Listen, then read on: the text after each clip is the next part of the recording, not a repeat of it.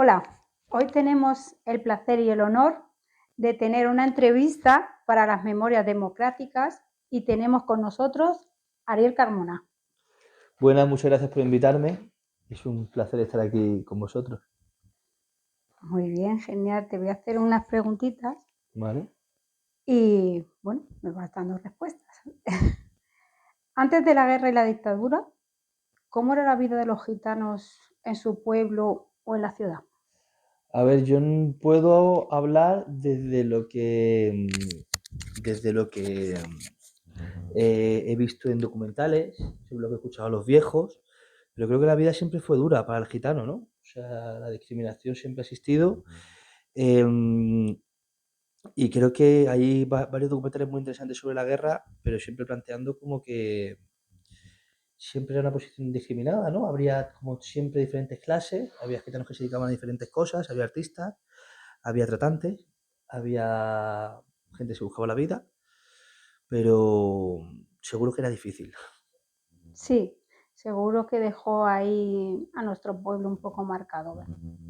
Siempre, ¿no? Yo creo que toda nuestra historia, incluso la de hoy en día, nos marca mucho, ¿no? Y siempre la resistencia, la solidaridad y el amor como bandera ante esa discriminación que sufríamos, ¿no? Y que seguimos sufriendo.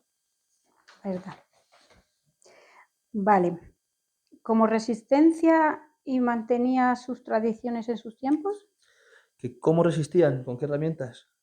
Pues mira, yo por ejemplo sé una muy interesante y muy divertida, que es que a los hombres les ponían nombre de mujer, porque así se conseguían que cuando llegaran las levas de los ejércitos, o sea, cuando llamaban a los soldados a la guerra, no llamaran a sus hijos.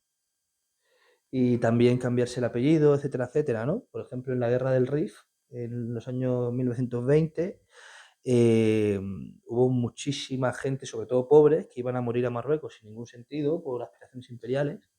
Y bueno, los gitanos tienen esa habilidad de saber qué se ocurría y de cambiarles el nombre para que no fueran llamados a filas, entre muchísimas otras cosas, ¿no?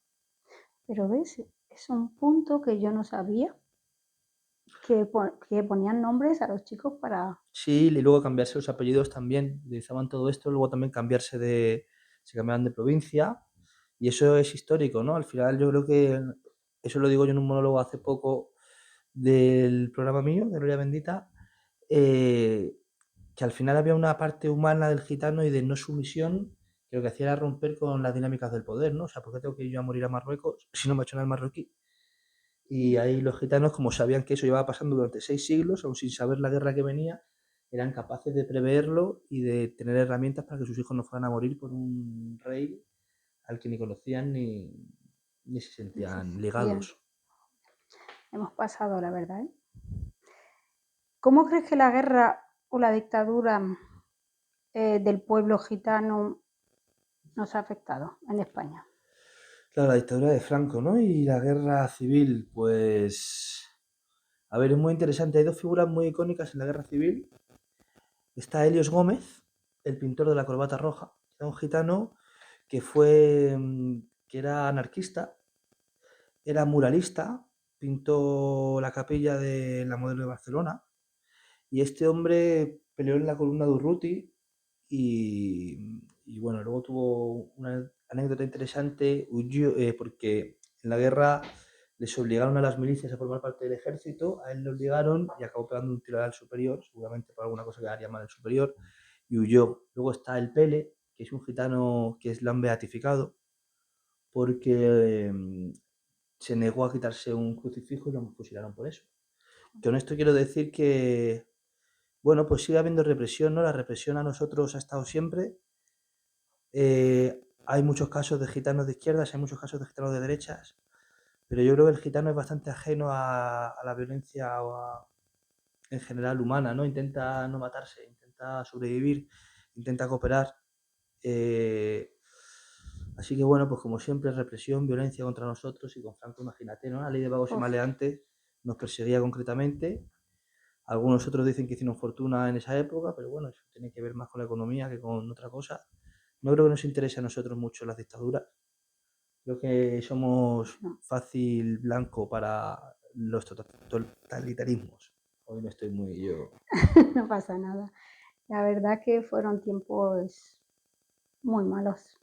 yo sé también por mi padre para descanse algunas anécdotas así que me fue contando y la verdad que vivió también y vivió unas posguerras y muy mala, pero muy mala que decía que el simple hecho de decir que eran gitanos ya era como acribillarlos, meterlos en una cárcel, encerrarlos, no darles de comer, pan duro, agua, simplemente. Hay una anécdota muy buena que vive de un gitano viejo que decía que en la guerra él siempre se había quejado de ese país, de ese gitano, porque de niño decía, qué pena que siempre paso hambre, qué pena que siempre paso fatiga. Dice que cuando empezó a ver la guerra y vio cómo morían, se mataban unos hermanos a otros, dijo, gracias Dios mío por ser gitano, que no voy a matar a mi hermano, ¿no? Pues sí, la verdad que fueron tiempos muy difíciles. Y hoy en día, ¿qué crees que la sociedad, perdona, ha cambiado en su trato hacia los gitanos? Bueno, ha cambiado mucho, pero tenemos pendiente todavía que cambie mucho más. Porque hemos conseguido, bueno, pues no hay un código penal de la Guardia Civil, como había con la época del Franco, que implicaba específicamente que se era gitano, pero la policía nos sigue pagando 10 veces más a la gente no gitana. Y eso al final genera una desconexión con el sistema, porque claro, si nos paga la policía, que si nos tiene que proteger, ¿cómo nos vamos a sentir nosotros seguros a la hora de llamar a la policía? ¿No? ¿Cómo vamos a creer en la justicia si los que representan la justicia nos tratan ya de delincuentes por el simple hecho de existir? Entonces yo creo que nos queda mucho camino, creo que hemos avanzado, pero creo que ese camino lo tenemos que recorrer los gitanos en principio, exigiendo lo que es nuestro, ¿no? Como han hecho los pueblos, de la mano con gente no gitana que son maravillosos y nos quieren mucho, pero no tenemos que nunca dejar de existir y que tenemos que llegar a ser ciudadanos de igual derecho, ¿no? Porque los retos seguimos viendo gitanos. Si te vas a las 3000, al polígono, a los pajaritos, cualquiera que te nombre, dale más pobre de los gitanos. Y no es por nuestra culpa, ¿no? Pero es que la sociedad nos ha colocado ahí. Entonces hay que trabajar por cambiar eso, yo creo, y tener las mismas oportunidades para poder formar parte de la sociedad de pleno derecho. Pues sí, tienes muchísima razón, la verdad. Bueno, pues ha sido un placer, la verdad, haberte entrevistado. Igualmente, muchísimas gracias. Ha sido una maravilla. A ti.